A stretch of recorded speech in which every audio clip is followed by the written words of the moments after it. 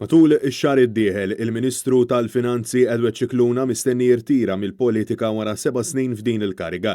Scicluna kien diġà konferma ma' Robert Abela illi mhux fi ħsiebu jikkontesta għall-elezzjoni ġenerali illi jmiss.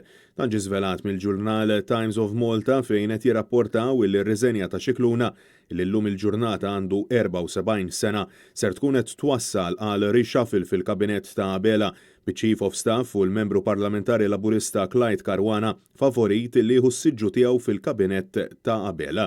Sieħeb Robert Abela Clyde Caruana l-favorit sabiex jieħu post Scicluna mexxa l-Aġenzija Governattiva tal-Jobs Plus fejn mexxa l-filosofija ta' Muscat illi jibbaża l-ekonomija Maltija kollha kemm hi fuq it-tkabbir tal-popolazzjoni.